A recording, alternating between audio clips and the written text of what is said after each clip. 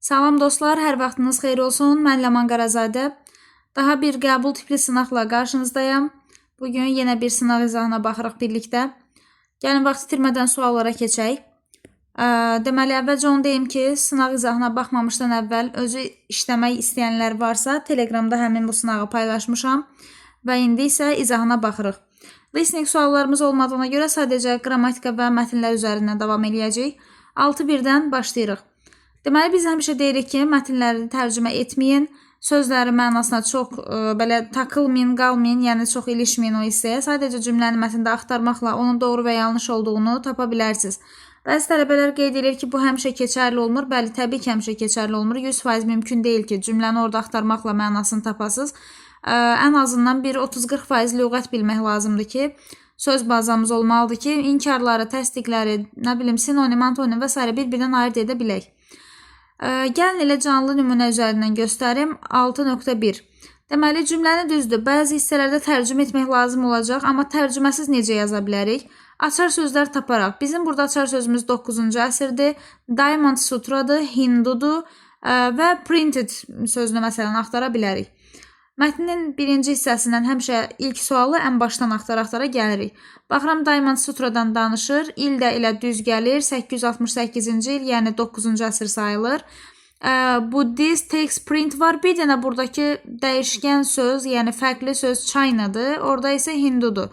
Deməli, cavab B variantı. Yəni, biri başqa millətdən danışır, biri də başqa. Biri Hindulardan, biri isə Çinlilərdən danışır. Təbii ki, yəni bunu tərcümə eləməyə belə ehtiyac yoxdur. Çox sadə bir şey olduğuna görə görürsünüz ki, milliyyət adı fərqlidir. Deməli, cavab olacaq B variantı. 6.2-yə baxırıq. Scrolls were challenging to keep and use easily. Easy asan deməkdir. Deyir ki, scrolls sütunlardır. Deyir, o yazılmış sütunları saxlamaq və onlardan istifadə etmək challenge, çətin idi. Təbii ki, biz yenə açar sözlərimiz challenge, scroll və s. Baxın, scrollu tapıram buradan. Difficult sözü var burada. Çətindir deyir onları store, saxlamaq və navigate, bir yerdən başqa yerə aparmaq və s. Deməli, onlardan istifadə etmək, saxlamaq çətindir. Burada cavab oldu A variantı. 6.3-ə baxırıq. Colophon of the Diamond Sutra states that book was available. Okay, açar sözləri tapmağa çalışıram. No cost, qiyməti yoxdur deyir. Və burada deyir, qeyd olunur ki, Diamond Sutranın Colophon hissəsində, yəni üz qabığında qeyd olunur ki, kitab available to everyone, hər kəs üçün əl çatandır və no cost, qiyməti yoxdur. Baxın, burada yazıb ki, Colophon sözü bizim açar sözümüzdür. Colophon at the end of the book. Kitabın sonundakı Colophone'da yazılır ki, it was made, o hazırlanıb for free, pulsuz olaraq, bütün public servisə, yəni ictimai xidmətə verilir, ictimaiyyətin xidmətinə verilir. Kitab hər kəs üçün pulsuzdur. Cavab oldu burada da A variantı. Sadəcə sinonimlərin əvəz olunur. Orada free yazır, burada no cost yazır. 6.4. Gutenberg's printing press led to dramatic increase in the number of books in Europe. Deyir ki, Gutenberg'in print, yəni print elədiyi kitablar dramatik dərəcədə, dramatik isə kəskin deməkdir. Kəskin dərəcədə, kəskin şəkildə Avropada kitab sayının artmasına səbəb olur. Increase artmaqdır. Baxın, Gutenberg'in adını tapıram. Açar sözümüz budur. Deməli, onun ixtirası nəticəsində kitabların sayı 1500-dən 9 milyona qədər artıb. Onun sayəsində, bəli, bu kəskin artma deməkdir. Dramatik bir artımdır. Ona görə cavab burada da olacaq A variantı. Yəni, gördüyünüz kimi, 1-2 sözün tərcüməsini bilməklə bəzən bir sualı həll eləmək mümkündür. 100% nə tərcüməyə ehtiyac yoxdur, nə də 100% tərcümə olmadan yazmaq mümkün deyil. İndi 7-ci suala keçirik. Cümlənin ardını tamamlamaq lazımdır. Woodblock printing, məsələn, mən burada yenə açar sözlər axtarıb mətndə tapacam bu hissəni. Woodblock printing involve engraving characters onto timer blocks which were used. Aha. Woodblock, deməli, wood odun, meşə mənasında işlənir. Woodblock isə ağacı yoyma sənəti. Yəni, belə bir tərcümə verə bilərik. Ağacların oyulması ilə daha doğru. Yəni, taxta blokların üzərində işarələrin həkk olunması istifadə olunurdu. Nə üçün? İndi biz onu tapıb yazmalıyıq. Bu cümləni axtaraq mətndən.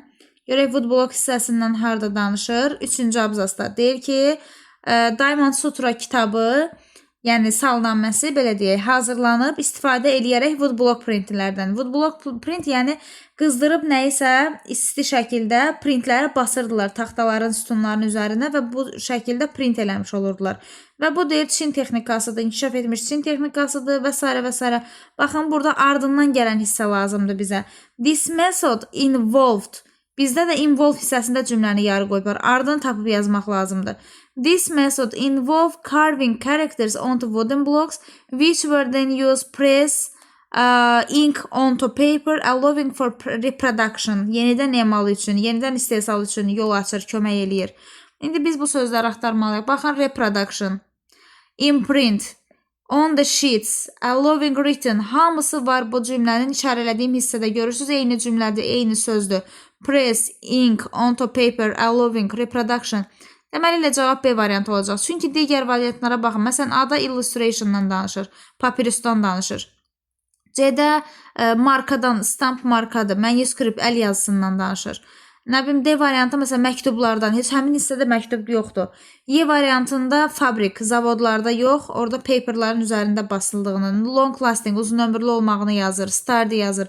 Bu sözlərin heç biri orada yoxdursa, tərcümə eləyə bilmiriksə, ən azından oxşar sözlər olan variantı götürmək bizə kömək eləyəcək. 8-ə baxırıq. 8-də deyir ki, best introduce, yəni ən yaxşı giriş hansıdır? Second paragraf, ikinci paragrafa. Təbii ki, biz ikinci paragrafı oxuyaq görək, orada söhbət nədən gedir ki, biz də ora hansı cümləni qoysaq məntiqi başlıq olar. Deyir ki, kitabların ilkin forması scrolllardır. Scrolllar yəni sütunlar. Və daha sonra papiruslardan danışır. Daha sonra keçir ilk kitabın 5000 il əvvəldə istifadə olunduğunu deyir. Yəni ilk yazıların, daha doğrusu scrollların. İndi biz burada ilk yazı ilə bağlı, ilk qədim kitabla bağlı məlumat verir deyə ona uyğun bir cümlə tapmalıyıq. A-da Diamond Sutradan danışır. Onsuz da birinci abzasda məlumat verilib bu barədə. B-də Çindəki texnologiyadan danışır. Hələ Çinə gəlməyib, biz qədim kitabdan danışırıq. D-də Britaniya kitabxanasıdır. Y-də də kitabların daha doğrusu baha olmağından danışır. Amma C variantına baxın. C-də deyir, fakta əsasən kitablar print olunmamışdan əvvəl bəşəriyyət həmişə istəyib ki, öz biliyini müxtəlif yollarla ötürsün. Bu çox qəşəng bir giriş cümləsidir. Yəni printdən əvvəlki dövrdə, print hələ ixtira olunmamış, invent olunmamışdan əvvəl bəşəriyyət öz biliyini müxtəlif yollarla ötürmək istəyində olub və neyniyib? Qədim kitablar scrolllar formasında yaranıb. Scroll da sütunlar şəklində, ağacların içində oyma və s. Yəni hər yola əl atıblar ki, biliklərini yaysınlar. Ona görə ən yaxşı giriş cümləsi C variantı olur. Keçirik 9-a. Revolution sözünün mənasını istəyir. Təbii ki, revolution burada, revolution bir neçə mənası var. Məsələn, inqilab, çevrilmə, devrilmə və s. Və yaxud da yaxşı mənada da istifadə oluna bilər. Yenilik. Deyir ki, 4-cü abzasda bundan bağlı danışır. Əsrlər sonra böyük bir inqilab baş verdi kitab istehsalında. Yəni, yenilik baş verdi. Kitab istehsalındakı inqilab, yəni yenilikdən xəbər verir. O da dəyişiklik, yenilik, məsələn, Y variantı. Kəskin və tamamilə dəyişməyi nəyinsə. Y variantı. A-da zoraki bir şeydən danışır, nə bilim, konfliktdən, yavaş və ya tədricən inkişafdan, rotation və s. Bunların heç biri uyğun gəlmir. 10-cu suala baxırıq. Deyir, hansı suala mətndə cavab var? 1. Qədim sivilizasiyalar niyə yeni optionlar axtarırdılar sütunların üzərinə yazmaqdan? Çünki onları daşımaq çətin idi. 6-1-də biz o suala cavab tapdıq. Ona görə 1-i götürürük. 2. Kim yazıb Diamond Sutranı? Müəllifi bilinmir. Ümumiyyətlə Çinlilərin əsəridir, amma müəllif konkret olmalıdır. Çünki kim yazıb deyir, kimin əsəridir demir. Yəni ümumiyyətlə hansı xalqa məxsusdur demir. 3. How did the number of books deyir, Avropada kitabların sayı necə artdı? Gutenbergin ixtirasından sonra kəskin şəkildə artdı. Bayaq o suala cavab verdik digər suallarda. 1500-dən 9 milyona çatmışdı deyir. Onda 1 ilə 3-ün cavabı var. Digərlərinə də baxaq. Diamond Sutranın istehsalında hansı texnikadan istifadə olunub? Diamond Sutra hissəsinə baxırıq. Görək burada texnika yazılıb. Ümumiyyətlə hansı texnikadan istifadə olunub? Adı çəkilən hissəyə baxın. Yuxarıda. 1-ci abzasda danışır bununla bağlı. Dünyanın ən qədim kitabıdır, ən qədim yazısıdır və hansı formada burada yazı olub? Baxın, burada 3-cü abzasda qeyd eləyir. yazır ki woodblock istifadə olunub. Using woodblock print. Woodblock printindən istifadə ediblər. Onda deməli burada bir dənə də nəyin cavabı var? 4-ün 1, 3 və 4-ü götürəcəyik burada. 5-də də hansı ölkədə ölkə adı çəkilmədiyinə görə kitablar ilk dəfə print olub satılıb, satıldığını bilmirik. Məsələn, ilk print desəydi Çini götürərik, amma satmaq üçün deyir deyə 5-i də götürə bilmirik. Yəni cavabı olan suallar 1, 3 və 4 oldu. Ümid edirəm ki, bura qədər hər şey aydın oldu. Gördüyünüz kimi sürətli bir şəkildə mətni oxuyub tərcümə eləmədən, amma sualları tərcümə eləyərək cavabları tapmış olduq. İndi gəlin keçək ikinci mətnə. İkinci mətnimiz 11.1-dən başlayır. Yenə cümlələri mətndə axtaracağıq. Deyir ki, UNESCO-ya əsasən dünya dillərinin yarısından çoxu yox olma təhlükəsi altındadır. Yarıdan çoxu. Həmişə rəqəmlərə fikir verin. Baxın, burada yazır UNESCO-nun adını tapıram. Deyir, UNESCO-ya görə 40%. 40% axı yarıdan çoxu deyil. Yarıdan çox olsa 50%-dən çox olmalıydı. Onda B variantıdır burada. 11.2-də qloballaşma bəzən deyir mixed native and worldwide element. Həm nativləri, yəni yerli mədəniyyətləri, dünya mədəniyyətləri ilə birləşdirib yeni mədəniyyət formaları yaradır. Düzdür. Mətndə də bu hissəni tapa bilərsiniz. Baxın, orada qeyd olunmuşdu ki, qloballaşmanın həm mənfi, həm də müsbət tərəfi var. Mənfi tərəfi odur ki, destroy, məhv eləyir yerli mədəniyyətləri. Amma həmçinin yenilərini yarada da bilir. Yəni, araşdırmalar göstərir ki, qloballaşma sayəsində hibrid mədəniyyətlər formalaşır. Həm lokal, həm də qlobal elementlərin birləşməsi ilə. Deməli, onda burada cavabı olacaq A variantı. Burada da birləşməsindən danışır. Mix birləşdirmək, qarışdırmaqda. Orada da blend yazıb, mixin sinonimi. Ona görə sinonimləri çox yaxşı şəkildə öyrənməliyik. 11-3-ə baxırıq. Sosial media və rəqəmsal platformalar zərərlidir deyir. Harmful. Xeyr, zərərli deyil. Baxın, yazıb ki, sosial mediadan onlar istifadə eləyirlər. Hansı hissədə qeyd olunmuşdu? Sosial mediadan, social media, digital archives və rəqəmsaldan onlar istifadə eləyirlər özlərini qorumaq və tanıtmaq üçün dünyaya. Öz mədəniyyətlərini ancaq bu cür qoruya bilirlər. Bəzi kiçik mədəniyyətli ölkələr məhv olmasın deyə sosial mediadan istifadə edirlər. Amma burada deyir ki, harmful, zərərlidir onlar üçün. Deməli, B variantı olacaq. Və 1.4. The loss of indigenous language happens approximately at once. Aha. Indigenous, yəni təhlükədə olan, yox olma üzrə olan dillərdir. Əksəriyyəti necə itir? Təxminən 2 həftəyə yox olur. Baxın, burada da 2 həftə sözü var. Every 2 week. Dayda ölmək deməkdir. Deyir, bu dillər, bax, açar sözləri tapmaqla da yaza bilərsiniz. It is estimated that one indigenous language dies every 2 weeks. Hər 2 həftədən bir onlar yoxa çıxır, ölür. Deməli, cavab oldu burada da A variantı. Gördüyünüz kimi, sadəcə dediyim kimi açar sözləri tapıb, rahat şəkildə həll eləmək olar. Keçək gəlin 12-ci suala. 12-ci sualda konkret bir suala cavab istəyir. Deyir ki, nə baş verər?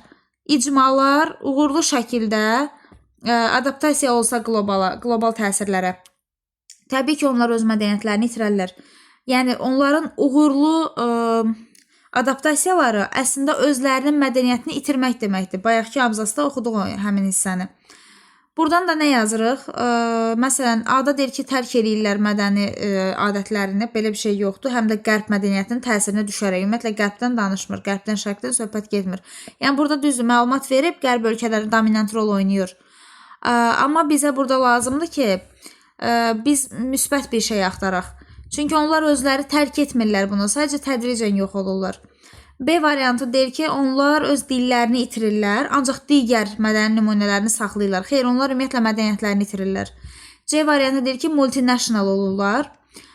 Bu hardasa uyğun gələ bilər. Deyir, onlar başlayır multinational kampaniya, amma şirkətlərdən deyir asılı olmağa. Bu şirkət dediyinə görə burada yanlışdır. D variantı, they generate distinctive cultural expression and merge local global elements. D variantı doğru olacaq. Onlar lokal və qlobal elementləri birləşdirərək onların qarışığından dilləri də dəyişir, expression ifadələri də dəyişir, ifadə tərzləri də dəyişir. Yəni D variantı cavabdır. Y-də də deyir ki, UNESCO onlara financial support göstərir, yəni maddi dəstək göstərir. Orada UNESCO-nun adı bir yerdə çəkilir, o da statistika hissəsində, statistikada deyir ki, 40% demək olar ki, məhv olur və salam. UNESCO heç kəsə maddi dəstək göstərmir. Orada elə bir şey yoxdur, yəni ən azından mətndə yoxdur. 13-ə baxırıq. Homogenizə sözü elə Azərbaycanda homogenizə edilmiş, nəyənsə üstünə falan yazılır. Yəni qarışdırılmış, yəni oxşarlaşdırılmış, eyniləşdirilmiş. Yəni burada D variantı olacaq. Different cultures more similar. Müxtəlif mədəniyyətlərin oxşarlaşdırılması, eyniləşdirilməsi. 14. Rəqəmsal platformalar hansı şansı verir? Opportunity. Şansı nədir onların? Rəqəmsal platformaların, sosial medianın bu kiçik mədəniyyətlərə, yox olmaq üzrə olan mədəniyyətlərə verdiyi şans nədir? Verdiyi şansı bayaq oxuduq, qeyd elədik orada ki, onlar bu rəqəmsal platforma vasitəsilə özlərini qorumağa çalışırlar. Mədəniyyətlərini dünyaya tanıtmağa çalışırlar. Conserve də qorumaqdır, present də təqdim etmək. Yəni qoruyurlar və təqdim edirlər öz mədəniyyətlərini qlobal cəmiyyətə. Cavab A variantı. Pul qazanmaq yoxdur, nə bilim, mədəniyyətlərini yenilisi ilə əvəz etmək yoxdur.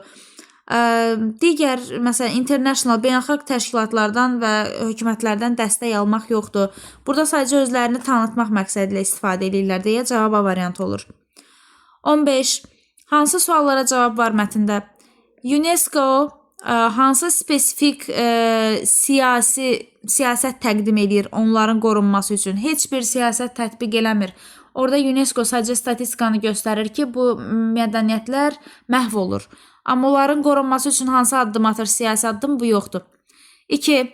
Qloballaşmanın effekti nədir? Həm pozitiv, həm də negativ. Pozitiv odur ki, yeni mədəniyyətlər yaranır, mix mədəniyyətlər. Negativ də odur ki, yerli mədəniyyətlər yoxa çıxır. Deməli, 2-ni götürürük. 3. Hansı qərb ölkələri əsas təsir edir? Ölkələrin adı şəkilində ümumiyyətlə yazıb ki, qərb dominantdır burada. Baxa da bilərsiniz mətndən bu hissəyə, qərb sözünü taparaq. Deyir ki, qərb dominantdır. Amma ölkələrin adları yoxdur. Ona görə 3-ü götürmürük. 4. Niyə bəzi ölkələr sürətlə yoxa çıxır dünyada? Çünki onlar digər mədəniyyətlərin təsirinə məruz qalır qloballaşma adı altında. 2-4. Bir də 5. Hansı yollarla rəqəmsal texnologiya istifadə olunur? Yollarını bilmirik axı. Məsələn, kontentmi yaradırlar, videomu çəkirlər, şəkilmi paylaşırlar, turizmi cəlb edirlər. Necə yolla istifadə edirlər onu bilmirik. Amma ümumiyyətlə rəqəmsal yollardan istifadə elədiyini yazıb. Ona görə də cavab 2 və 4-dür. Təkcə bu sualların cavabı var mətndə. Belə, mətnləri bitirdik. İndi isə gəlin qrammatika hissəsinə baxaq. Qrammatika hissəsində birinci sualımız prepositiondur, yəni söz önləri.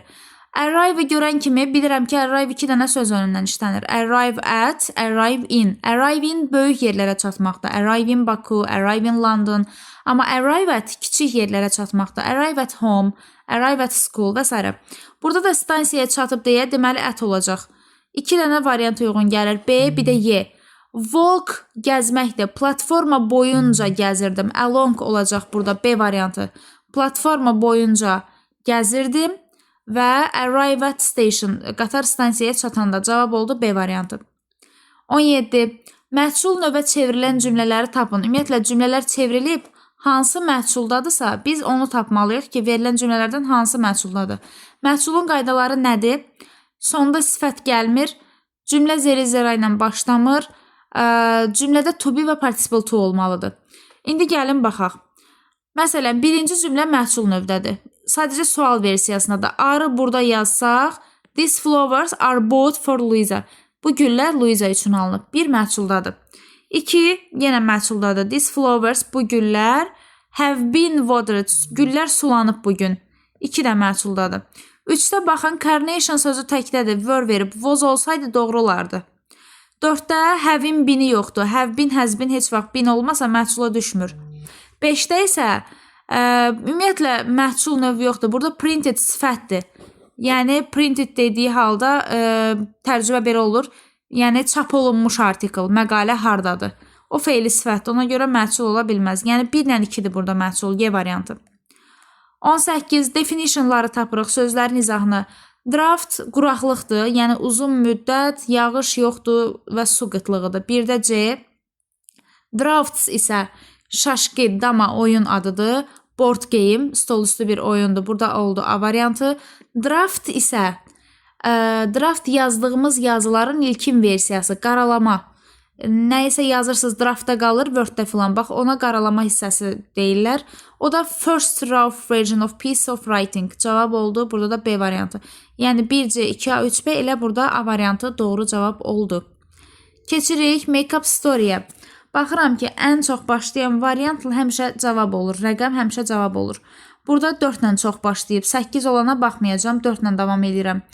Bir it ağzında ət parçası gəlir çayın yanına. 4-dən sonra 8 gəlib, 2 gəlib, 3 gəlib. Hamısına baxıram. 8. 8 gəlsə deyir ki, it qərar verir körpüdən keçsin. 2 gəlsə deyir ki, orada bir balaca körpü var idi. Bəli, körpü var sözünü deməliyəm, sonra deyim ki, it qərar verir körpüdən keçsin. Deməli, A variantı deyil. 3-ə də baxıram, 3-də deyir ki, o gördüyü onun refleksi idi. Hələ körpüyə çıxmamış refleksini görə bilməz. Onda cavab oldu C variantı. Cümlələr isə belə olur. Bir it gəlir ağzında ət parçası çayın yanına, sonra 2. Orada bir balaca körpü var idi, sonra 8. İt qərar verir ki, körpüdən keçsin, sonra 5. Körpüdən keçərkən o öz əksini görür suda, başqa bir it görür. Sonra 1. Onun da ağzında böyük bir ət parçası var idi. Sonra 3. O gördüyü suda gördüyü onun əksi idi. O ağzındakını deməli suya atır və çalışır ki, o birini götürsün. 6. Ancaq onun əvəzinə deyir özü də ətini itirir. Cavab oldu burada da C variantı. Ardıcıllıq yəni bu cürdür. 20-də isə sual cümləsidir. Sual cümləsinin düzgün quruluşu nə olmalıdır? Birinci gəlməlidir sual əvəzliyi, sonra köməkçi feil, sonra mübtədə, sonra xəbər. İndi baxın, birinci why sual əvəzliyi gəldi, did köməkçi feil gəldi, you mübtədə gəldi, want xəbərə çatanda artıq burada zayladı. Çünki did keçmiş zamanda olanda want'un idisi düşməli idi. Yəni 2 dənə keçmiş zamana aid göstərici olmaz bir cümlədə. B variantına baxırıq. Do indiki zamanda yenə want idili verib keçmiş zaman. C variantında you ilə has to yox have to olmalıdır. Həm də don't-la veririksə ilkin versiyada onsuz da bütün şəxslərdə have to-ya keçməlidir. Modal feil qaydasıdır bu. D variantı doğru cümlədir. Y variantında isə you ikinci şəxs olduğuna görə onun sualı və inkarı does-la yox do ilə olmalıydı. Does ancaq üçüncü şəxslər üçün keçərlidir. Yəni he, she, it-lə işlənir. Ona görə burada da cavab oldu D variantı. Belə, bütün sualları həll elədik. Ümid edirəm hər bir şey aydın oldu. Yenədən deyirəm, əgər qaranlıq qalan bir şey olsa, aydın olmayan bir şey olsa, rəylərdə yazıb suallarınızı verə bilərsiniz. Bugünlük bu qədər. Növbəti videolarda görüşərik. Hələlik.